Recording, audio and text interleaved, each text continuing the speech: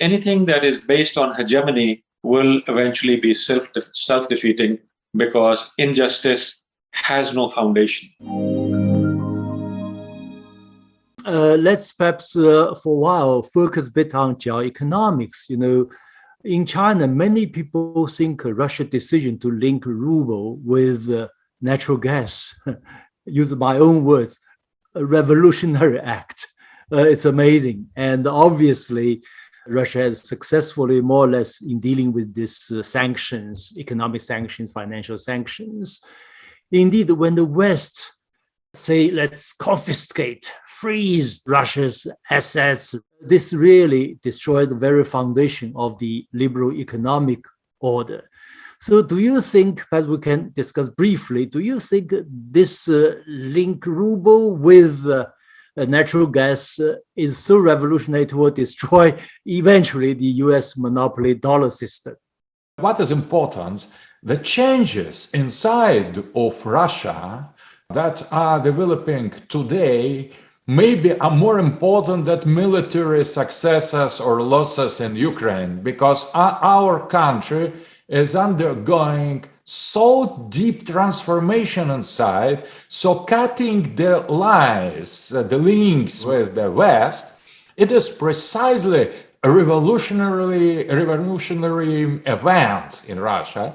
And from a long time ago, starting from Putin coming to power, there were ideas how we need to replace the unipolar financial currency board system to financial multipolarity with a ruble as regional currency, with yuan as regional currency, maybe with Islamic real as regional currency, instead of having this unipolar currency system. But it was easy, it was practical to be inside of this financial unipolarity, and that was always delayed, this transition. And now we are obliged to accept this financial multipolarity because we have no other issue. So, and that is interesting. What we should done by our own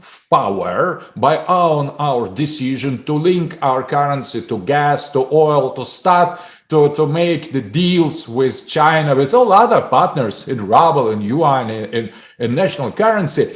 Now the West has obliged us to change this imperialism of dollar. And I think that is really revolutionary, because we could not speak about multipolar world having imperialist hegemonic currency. So I think that is really a great shift in geoeconomy. And I think that Russia isn't ready for that, but we are obliged now to do that on the high speed.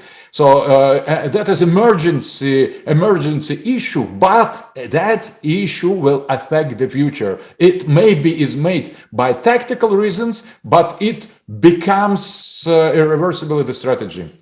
I think that just to build on what Professor Dugin has just argued, the dollar hegemony, it's not only an economic decision by the United States or for any nation state that wants to impart certain type of value to its currency.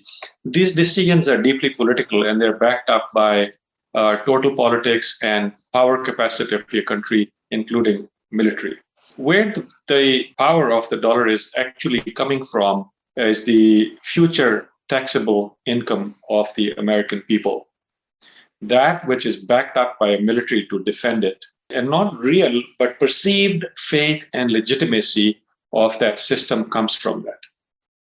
Now, in plain language, of course, it's based on brute power and fraud, because you have one country that has the lopsided capacity to print dollars and twist the smaller country's arm to maintain large reserves of dollars.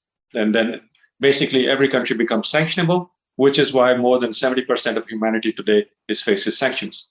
So it's a tool of hegemony. China and Russia, of course, had been bartering for a long time. They would like to take steps in which they challenge the hegemony of the dollar. And I think that it is a matter of time. It will happen because the Chinese capacity, China has 1.4 billion people. Imagine the taxable capacity of the people from that type of public. This year alone, even in post-COVID time, have been projected for 5.5% growth in China. So its internal market is so huge that it can always, it can harvest value. China's capacity to harvest value is much, much greater than the United States. The question is now, which instrument of exchange is it going to do it in? And for how long is Russia going to maintain its dollar reserves? I mean, it's a $630 billion now frozen with the US, with the Western institutions. China has about $1 trillion of treasury bills, which it is eager to dump. So these two countries alone, 140 million people in Russia, 1.4 billion in China, and sitting over an enormous landmass, have the capacity to actually dislodge the dollar, especially at a time when the Europeans are not very happy about towing the American line all the time, because America makes its allies go against its national interest. And so the dollar plays a very important role in that. And I think that even if they increase the interest rates, the wars that America is engaged in, precipitating all over the world, is bound to bring in a level of inflation in which the dollar will get hurt. Its buying capacity becomes less and less. So anything that is based on hegemony will eventually be self-defeating, because injustice has no foundation. Yes, indeed. Once United States has weaponized US dollar, has weaponized the SWIFT system, has weaponized everything, and then it will be a weapon against itself.